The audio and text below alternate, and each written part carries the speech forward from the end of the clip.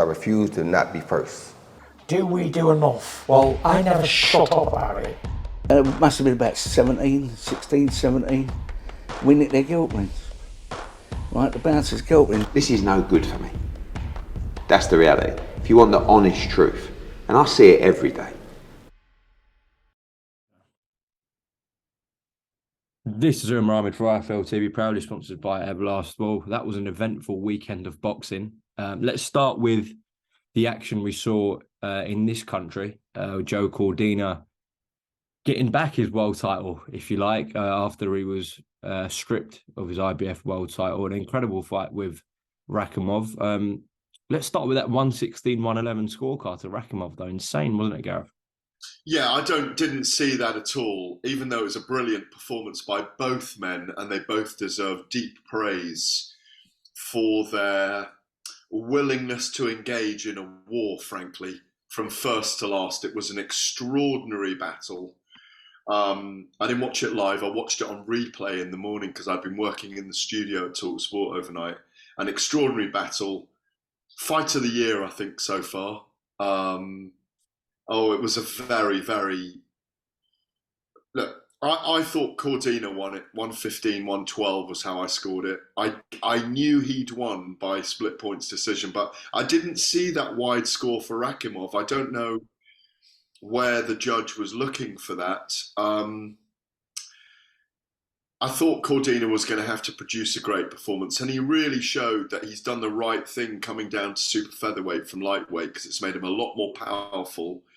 He's not a banger at that weight because he can box so brilliantly, but his willingness to doggedly keep the fight going as he did was absolutely brilliant. I mean, I thought, was Rakhimov down in the second?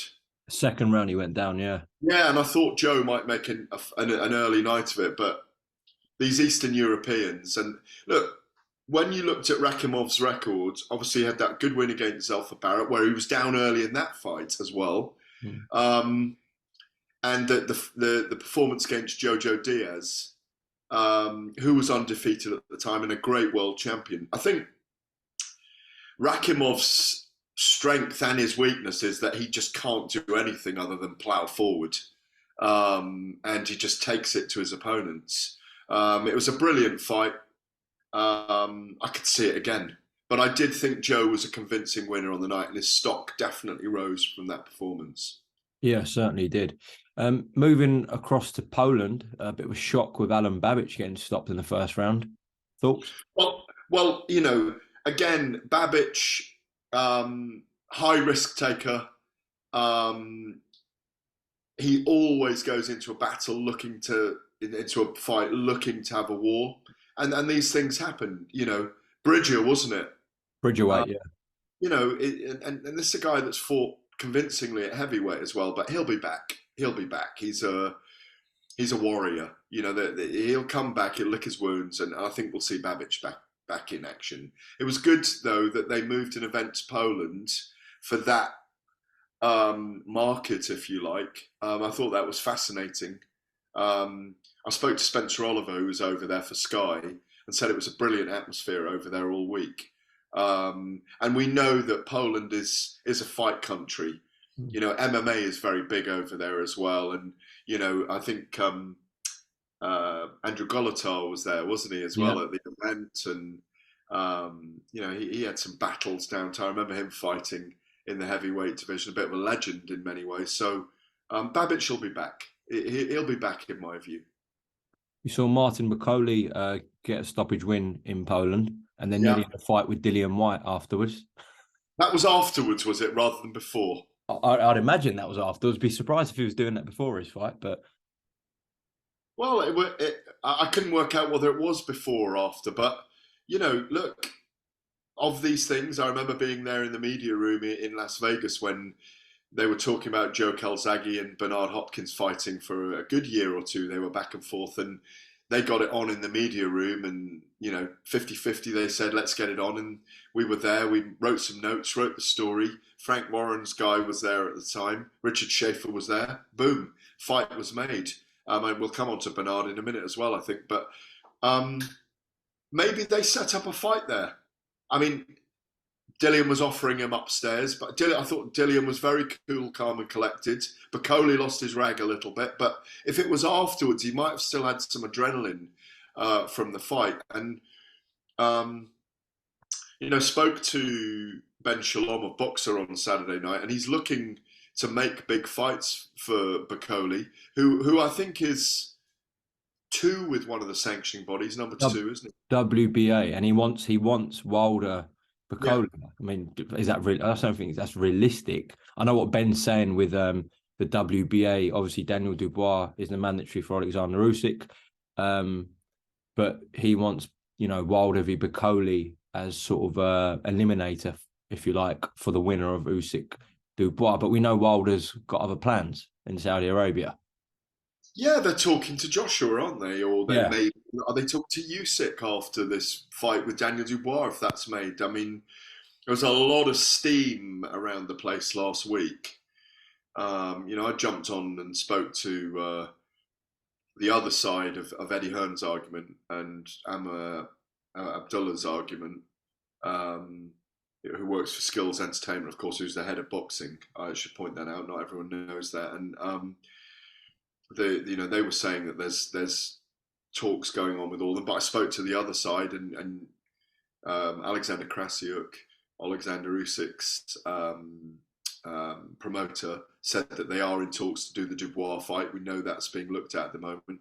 And Frank Warren and George Warren said to me that they're not at the same table in terms of 4 men on the same night, £320 million tournament. And as I've said a couple of times, if that does happen on the same card, if it does end up happening, there's a few other fights to happen before that's made. If it is made, I think the outcome is Usyk Joshua 3 and Wilder Fury 4. That's how I see it. Could be completely wrong, but I think Fury and Wilder are probably the favourites in those 2 fights. But back to the original question, Ben Shalom said he was looking for big fights for Bakole. He was not really in the mix. He needs a big fight. I think Wilder's definitely looking for something in Saudi. And I don't know if are you going to ask me about Tyson Fury or not? Yeah, we'll jump into that. I spoke to Zhili Zhang's manager, Tommy, or promoter Tommy Lane on Saturday night as well, by the way. Yeah. I mean, he's the front runner, isn't he, at the moment with Andy Ruiz for Tyson in the summer? Yeah, there's 2 dates in July, aren't there? And I think they're talking potentially about Wembley Stadium, but there's a lot of stuff to move to make that happen. And clearly Fury wants a summer fight now. I mean, he fought last in December, and we're not getting a summer fight with Usyk. They'd take Joshua, I think, if Joshua still wanted that fight. Who's that? Fury. No, I don't. Not before Saudi Arabia, December. Do you really see that happening? I think Fury would take it, is my understanding. But also, Andy Ruiz is the front runner, like you say. He's been talked about. I think Zhili Zhang is a possibility as well. Tommy Lane said, we'd love to take Zhili Zhang to Macau. I mean, I remember covering Manny Pacquiao against, I think it was Chris Algieri there. Pretty sure it was years ago. The big Venetian hotel, it's like on 4 floors. It's like a city. We were in there for a week. You don't leave the casino for an entire week. You take a boat across from Hong Kong. You go to see, remember Westworld when you open a door and you're out in the desert? It was like you open the door and you're on the bank of the sea. Literally, then there's fire exit and it's just rocks and the sea. They said, Beijing, the bird's nest. They said Macau. Back in the UK, they'd love to put Zhili Zhang in with Tyson Fury, or do the rematch with Joe Joyce if he wants it. So there's a lot of moving parts in that whole area. Very frustrating at the moment. Too many moving parts. But sometimes, I know we're talking about it now, but we're not the central characters. But I think sometimes, and certainly at the moment, there's been a spiraling effect very much downwards with talk about who's going to fight who in the heavyweight division, and a lot of it not coming off. Things getting very close. and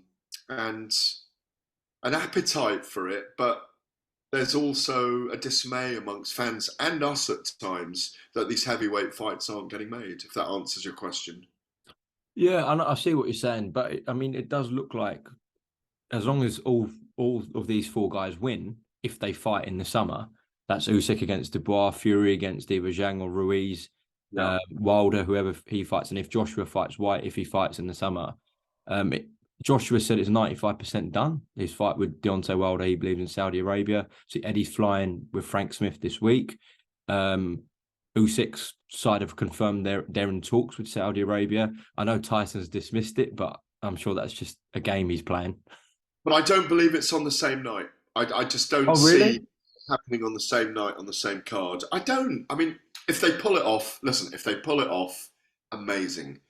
But there's water to pass under the bridge with these summer fights. They won't all wait till December. Usyk won't have fought since... He won't have fought for 16 months. No, but he's going to fight Dubois in June or June, sometime between June and August. Why would they set up a massive event in Saudi Arabia based on them winning in the summer? I mean, they can't have the fight signed, sealed. Look, we don't know what's going to happen. We don't know if Dubois would beat Usyk. We don't know if Fury. No, you're right. Essentially, they can have everything agreed, but I guess to announce these fights and sign them, all these guys are going to have to win their fights in the summer first. Yeah. But I think they'd be separate nights. I just think, I mean, God, it would be extraordinary. You go back to 86, 87, HBO had a series with Mike Tyson, promoted by Don King, where Mike Tyson became the undisputed heavyweight champion. And there were a series of fights. That's probably the last time that's really happened. It would be amazing if it did happen. But again, big degree of skepticism at the moment that that's going to be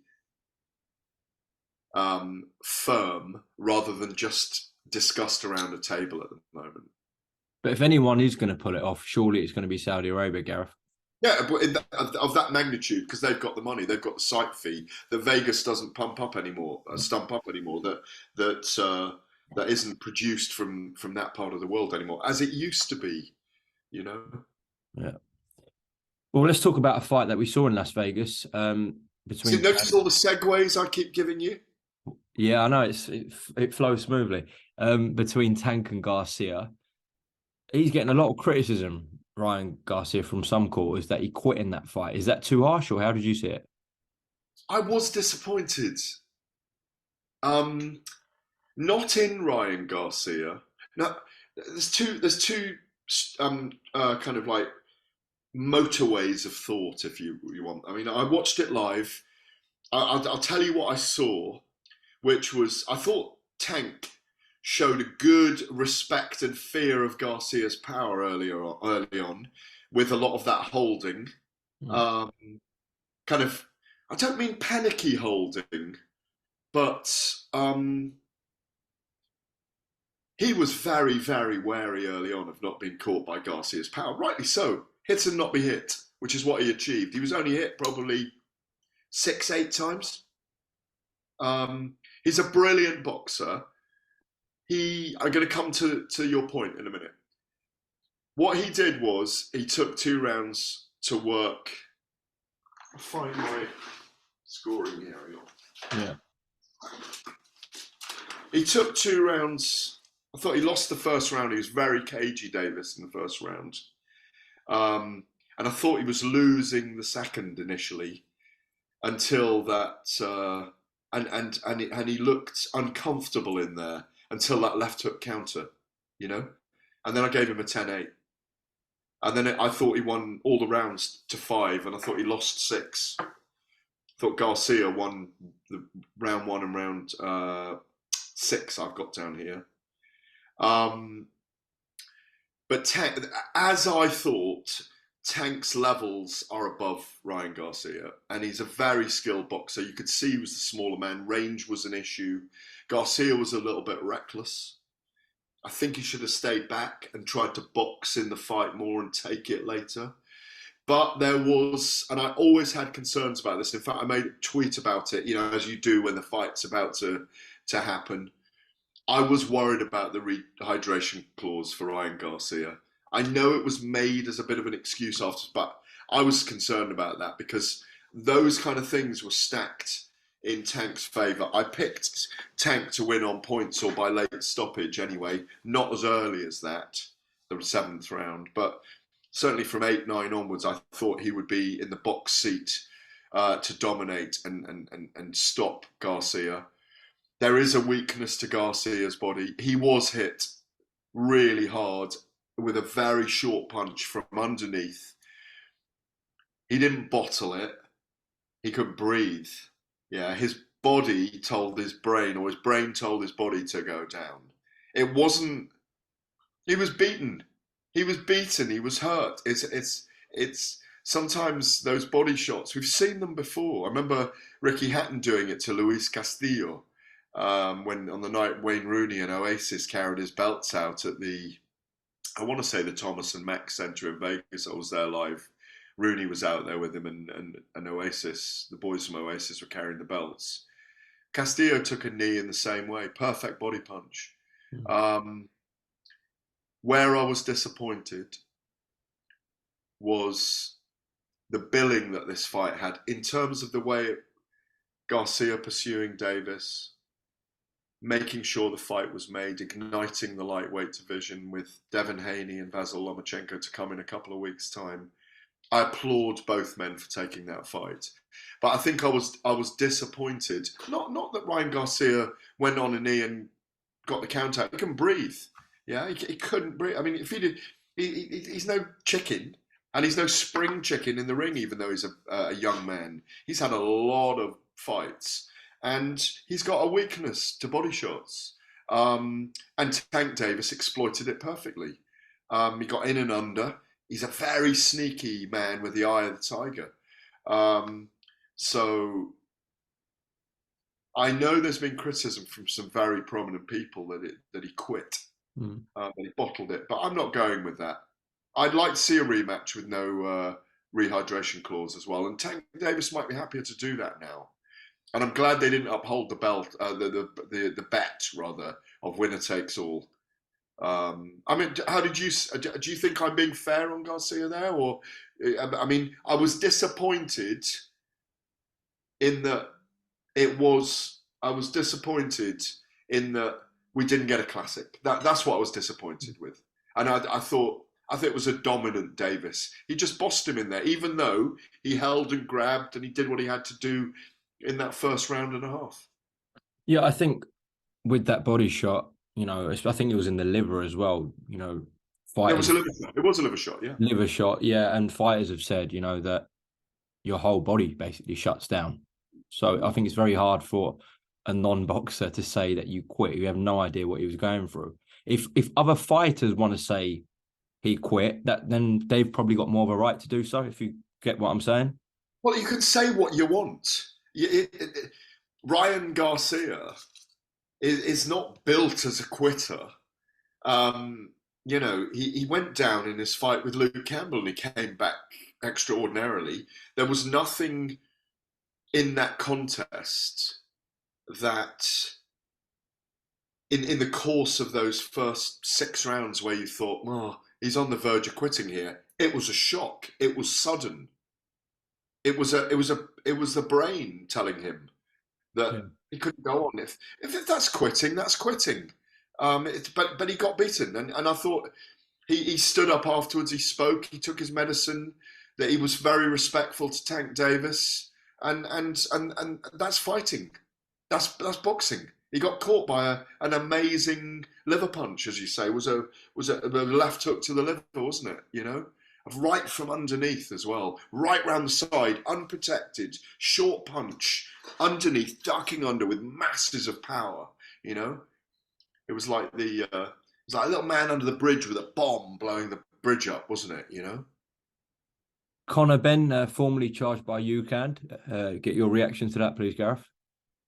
Well, we know that because Conor commented himself on Twitter that this case was out there. That's why they commented. I spoke to the lawyer, Stephen Taylor Heath, of JMW Solicitors last week, I'm the head of sports law there, and he was saying the only reason that Ukad came out and made that public knowledge was because Conor Benn commented. That was the only reason they did it. They responded to his comment.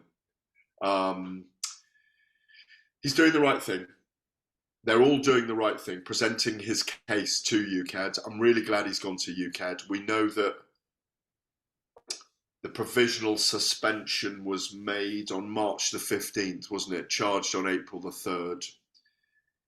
Doesn't mean he's automatically getting a ban now. He's got to deal with strict liability.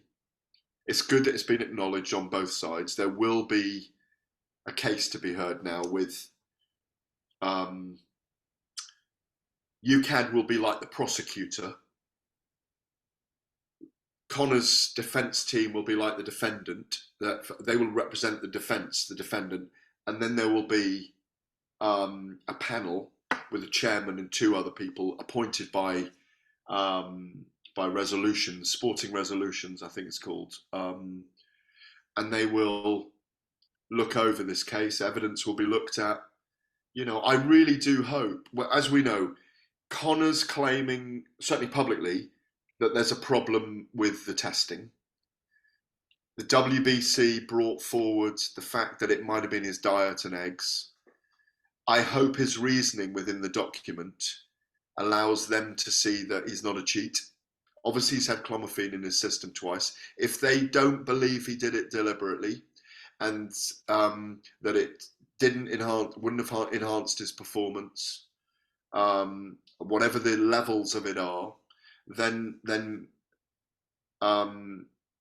maybe he's going to get away with, I say get away, be instructed by them to have less than a 2-year ban. But at the moment, a 2-year ban is maybe the best he can get.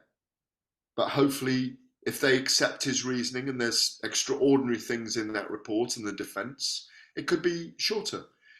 Where I think he's lost time, it could even be 4 years. 4 years, 2 years, everybody knows that, not everybody knows, but those are the outlying conditions of Ukad's prefecture, if you like, of it. But the tribunal or the panel, the 3-person panel will hear that and make the decision. It may take a little bit of a while. The good thing is that it's being heard. Abu Dhabi on June the 3rd, we don't know whether that'll happen at the moment. Although I'm told by that same lawyer, Stephen Taylor Heath, that there are extraordinary circumstances around these things as well, that it's difficult to create restraint of trade as well. So there could be a suspended case if he fights in another prefecture in another jurisdiction. But will Eddie Hearn's license be affected by the Boxing Board of Control? Will the person he fights be affected? It was fascinating talking to this chap because it's a very complex case. We can spit about headlines and this and that, and everyone's got their opinion. It's a complicated case. It's someone's career at stake. He's a very prominent, superb young person. Was he 26, Conor? The one thing I would say, whatever time, if he does get a suspension or a ban, he's still young enough to serve it and come back. But the other point I was going to make was, if they'd done this straight away, they would have saved themselves 6 months, in my view. Whether that will be the case, I don't know, because my understanding is that that suspension or ban, if there is one, whatever it is, will be dated from March the 15th. That's my understanding of it anyway. Okay. But what's my view? My view? I'm personally pleased that it's now all being done in front of the system and with the system, not with a loophole being found around it, because they are loopholes.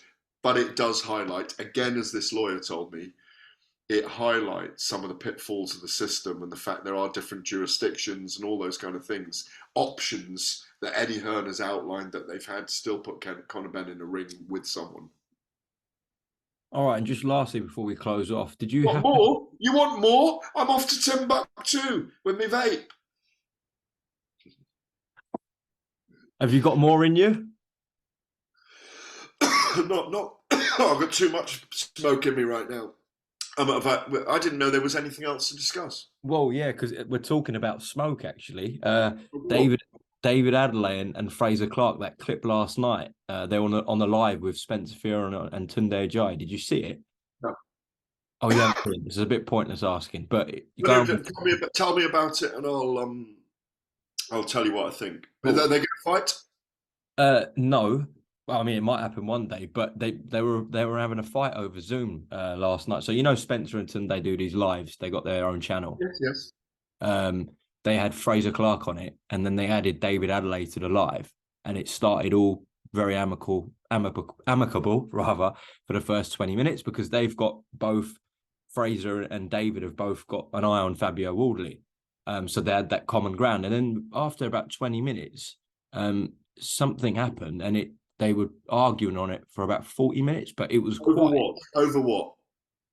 Well, I think they were just undermining each other's ability, and it really went Right. volatile. But if you haven't seen it, it's not much. No, I haven't. Obviously, need to watch it. Yeah, I haven't. Yeah, no, watch it. It is very good. Because I don't think Fraser Clarke and Fabio Wardley are going to fight immediately. What makes you say that? Just from what Ben Shalom was saying on Saturday night, I'm not sure they are going to meet straight away. I think they'll meet when the time's right, is what he said.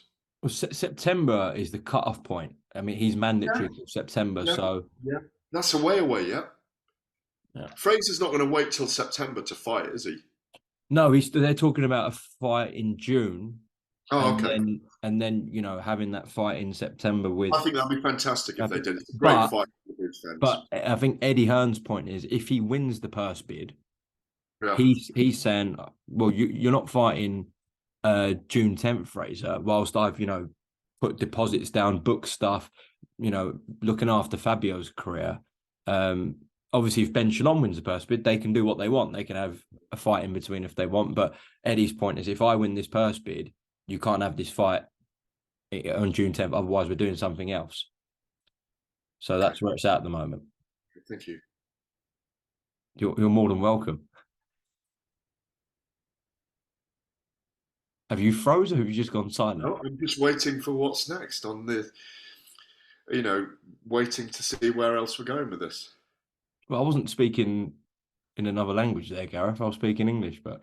Yeah, I didn't know if there was a question at the end of it. Look, I just think if they meet, it's great. I mean, obviously, like you say, the timing's got to be right for those two. It's just a cracking fight because we know Fabio Wardley's going to come and deliver, and we haven't seen the best of Fraser Clarke yet, in my view, and I think he'll raise his game for bigger and better boxers, in my view. He's got something about him, Fraser. Well, that mix with like Fabio, David Adeleye, Fraser Clarke, you've got Matty Harris, Solomon Dakers, Moses Talmo's just started. But yeah, there was a point where we were saying when Fury, Joshua, Wilder, Dillian all go, Joe Joyce is in that as well. Like where are we left at? But now we see this crop rising. They will emerge. Yeah, the conveyor belt of the big boys only brings more of the big boys coming through. Absolutely. Definitely. Gareth, thank you very much for your time, and hopefully we shall speak soon. Take care. Cheers, Umar. Always a pleasure. I refuse to not be first. Do we do enough? Well, I never shut up about it. It must have been about 16, 17. We nicked their guilt rings. Right, the bouncer's guilt ring. This is no good for me. That's the reality. If you want the honest truth, and I see it every day,